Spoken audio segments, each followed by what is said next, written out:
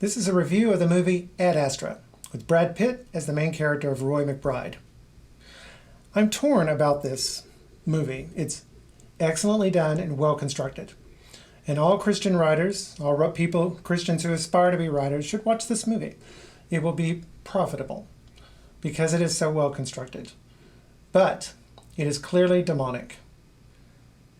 Brad Pitt's character of Roy literally has the mark of the beast on his right hand, which he uses to purchase a pillow and a blanket set on his trip to the moon. It starts with a Tower of Babel built up into heaven. And the Tower of Babel is destroyed by the character of God, the character who obviously represents God. This would be Roy's father. Now the Tower of Babel is meant, God told humans to spread out into the world. But they built the tower to stay together, and it ended up spreading them out. And this is a contrast. And this movie is very good with contrasts. It's full of them. There's a scene where they're lifting off from the moon to Mars, and they're doing a prayer to St. Christopher. And it's very profound. And then they cut inside the spaceship, and the captain's like, "Who wants mood stabilizers?" He has a little gun to pew, pew, pew, pill gun to shoot pills at people. And they're like, yay, and they're getting that. Brad Pitt, Roy McBride, starts healthy. It ends, towards the end, he's unhealthy. It's a contrast, but it's also an irony. Because what they mean by healthy is just stable. You've reached an equilibrium. But it was an unhealthy healthy. And whenever you're moving from one equilibrium to another, you're going to go through a period of instability. And as he enters that period of instability, suddenly he's labeled as unhealthy. And he has to take drastic actions to get out to his father. The movie is about the confrontation between Roy and his father. There's a lovely contrast as well between what we are taught and what he actually is. But the reality is he's just a logical conclusion of where he comes from. There's the glamour of space travel, like we see in 2001, set alongside the shabbiness of reality. There's a scene where his father flinches at his touch. And there's a parallel scene, and it's parallel in this case, where Brad flinches at the touch of his wife. But towards the end, and this parallel, as opposed to contrast, sets up a contrast. Towards the end, his spaceship has landed on Earth, and he needs help out of his ship because he's been zero gravity for all this time. And he needs to accept the hand of the people who want to pull him out of the ship, which he does. So there's a parallel, which sets up a very nice contrast towards the end. I feel like that this is the year 2020, although I think this came out 2019. We're in the same universe as 2001: A Space Odyssey. That is to say, not ours. Interesting contrast. They both have the same goal, but end up completely different conclusions. And there's a lesson to be learned here. Don't panic. Roy shows you how it's done. Keep cool under fire. The irony is, the only way he was able to do that is he was inhuman. And in fact, his heart rate always stays low. It never jumps up when he's excited or anything like that. That's a true dysfunction. This Hollywood movie, like all Hollywood movies, refuses to name Jesus Christ. None of them will. When they did the prayer to St. Christopher, I was so hopeful that they would at least say something nice about us Christians. But of course, they jerked the rug out from underneath us, and who needs mood stabilizers? Because they're assholes. And really, this is pretty much why I just stopped watching movies and TV shows. I'm actually escaping more into the past. Satan, their father, and I have to say, as beautiful as these are, these people are going to hell if they don't repent. Satan, their father, knows that we yearn for God, and this is unacceptable. So when you do something like that, you're cock-blocking someone psychologically, and you're almost making them embarrassed to follow up on this yearning for God, and therefore channeling it into acceptable directions, that is, channeling it into you being sick so you can be easier manipulated. Brad Pitt as Roy McBride is as handsome as ever. In fact, he and Tom Cruise are the same. Yeah, when they were young, they were hot. But now they filled out and they become real men. I don't think you're interesting until you hit 40 years old. And that's typical. The young man that you read about in the New Testament, Neoniskos. That just means someone who hasn't hit 40 yet. I didn't come into my own till I was like 44. This is a science fiction movie for grown-ups, just like Contact and Interstellar, which I suppose I should review. The effects are very realistic. I love the physics on the moon. As I said, it feels like we're in the universe of 2001: A Space Odyssey. I thought the ships were crazy fast, 79 days from Mars to Neptune. So the mystery of what happened to Roy's father, what happened to their ship? It's so far away we could never reach it. It's 79 days from Mars to Neptune. Why didn't you go check this out? At least send a probe. It's kind of interesting. There's a scene from 2001: A Space Odyssey that they seem to correct, where it lands on that platform, the spaceship, and then it gets lowered down to this grand area, and the dome closes over the top of it. That's really impractical. The pad that the pod settles on here is certainly more practical than that. The music reminds you of Interstellar. It's very atonal, almost unhuman, just like the people. They're not quite human. Roy narrates like Deckard in the original release of Blade Runner. Now, I'm kind of a film snob. I thought it was too good for that original release. I wanted the theatrical release, but I've begun to appreciate it more. They're taken up with that. There, the dramatic question is the same. When is that which is not human become human? Do the replicants, are they human? Did they become human? Will Roy, the dramatic question here, who has become not human, become human again? Even his name, Roy, is like Roy Batty, which is the leader of the replicants in Blade Runner. There's a scene where he sends a laser communication to his father that is exactly like the opening scene of Blade Runner. Even the lighting is complementary. There's an unhuman red. His communication with his father, the ultimate source of his alienation from his own personality, this communication starts to awaken his growth. The movie flew beneath my radar. I'm like, it just didn't seem very interesting. But I ended up liking it very much, despite how torn I am over it. There's an actress in there named Lisa Gay Hamilton from The Practice. I remember her from The Practice. She had a very nice career ever since. I realized how much I missed her. I like her a lot. She almost kind of plays the same character. Now, his father is H. Clifford McBride, and he's played by Tommy Lee Jones. Donald Sutherland plays Colonel Thomas Pruitt.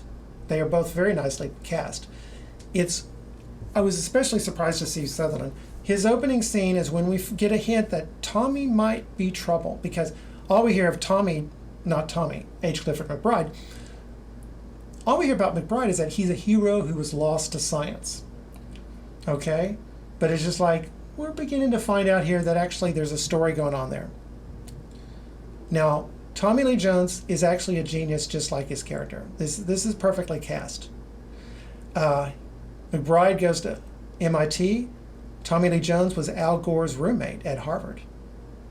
He went to Robert E. Lee High School in Midland, Texas, which is not typical in his neck of the woods for men of his class. His father was an oil field roughneck. I knew those people well. My sister married one. I lived briefly in Wink, Texas, about 50 miles away. When people ask me where Wink is, I go, it's about 50 miles from Kermit, like they would know. Typically, children of roughnecks go to neighboring Permian High School in the Twin City of Odessa. He later graduated from St. Mark's School here in Dallas. That's a private high school. He got in there on a scholarship. He got into Harvard on a scholarship. Tommy Lee Jones looks like a gruff dummy, a Philistine, a barbarian, as I used to say. He is the exact opposite of that. As Roy begins his trip to see his father, first he has to go to the moon, then he has to go to Mars before he goes to Neptune. He begins to bud. He begins to grow on the trip to the moon. He's going to write a letter to his wife, an email, but then he changes his mind. But the impulse is good. The impulse shows that he's getting there. Now, as the devil is very good with his words, there are a lot of great quotes in this movie. And I found myself writing down a lot of quotes. If my dad could see this now, he'd tear it all down. Talking about how we've given up our humanity for the big thing is, can we talk to aliens? It even gets down into the jokes. The irony is, again with the contrast, is his father himself was unhuman, and it is this need to contact the aliens, to find aliens, that just like the rest of the human race, forced him to abandon his humanity. In the end, the son suffers the sins of the father. Now this is when he's at Neptune about to meet his father. Now on the way to Neptune, he goes through what C.G. Jung calls the Nicaea, a rite, R-I-T-E, by which ghosts were called and questioned about the future. And these are his ghosts. When you're alone with your thoughts and you have no distractions, 69 days to Neptune, all by himself. Things that you doubt, things that you regret, things that you wish you'd done, they start visiting you like ghosts, and you're forced to grapple with them. He's going through this Nicaea. Another interesting parallel with 2001: A Space Odyssey. Dave Bowman abandons his pod to meet with the insane computer Hal. Roy abandons his pod to face his insane father. H. Clifford. Now, his insane father is our insane Father in heaven. This is the demonic part. When he meets his father, his unconscious trauma is brought into consciousness, where he can finally see it and react to it. He's forced to calm his father down. His father thinks he's failed. Dad, you haven't. Now we know. We're all we got. This is the false promise of Satan. You can go just fine without this insane God figure, because he's actually the source of your trauma, you see, when in fact he's the source of light. There's a scene on the Vesta 9 spaceship where they have to face insane baboons. They have an insane look on his face. His father has that same insane look on his face, although he's able to modulate it better. They're trying to tell you that that's God, but really that's Satan. Look at the world and how it's being fallen apart right now. Do you think these people are really about connection? When you abandon God, there's only death. Outside of Western civilization, people are cruel. Obviously, people are cruel here. But we build overall a very kind civilization that's based upon Christian principles. That's why everybody wants to be here now, while they're trashing Christianity. Dad, you haven't failed. Now we know we're all we got. We can do without God. After he can finally let his father go, he can now breathe. His heart rate goes up. His heart rate stays low. That's what he's renowned for all the way through the movie. Even when his life is in danger, it stays about 60 beats a minute. The tears can flow. The channels are open. Speaking about his father, he could only see what was not there and missed what was right in front of him. Another contrast.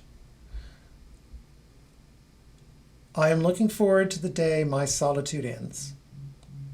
This is the growth. Contrast again between his original unhealthy equilibrium and what he's reached now. Out of the darkness, there's an explosion of light. It sends him home again. That's the hero's journey. Out into the wild, and you come back bringing gifts. Now the psych evaluation again. Now he's healthy. Now they recognize that he is healthy. That's a note that I made. But the reality is, the only thing they consider healthy is stability and equilibrium. They don't recognize that sometimes equilibrium is bad, sometimes disequilibrium is good. I'm unsure of the future, but I'm not concerned. I will rely on those closest to me, and I will share their burdens. And as they share mine, I will live and love. The promise of Satan. Do you think you're going to get that without God? You better think again. Here's a good one. There's a scene where he's swimming through an underground lake in Mars. This is the waters of the unconscious. And again, it's almost like the Nicaea, where he's forced to confront himself. He realized, he sees the truth here. He'd identified as his own father and was therefore infected by his own alienation from himself and from humanity. I never really knew you, nor am I you. Again, very beautiful words. But Satan speaks beautiful words. And he's making promises here that he cannot keep. The only thing we're going to get is these insane baboons and H. Clifford McBride, the true face of the master of this movie.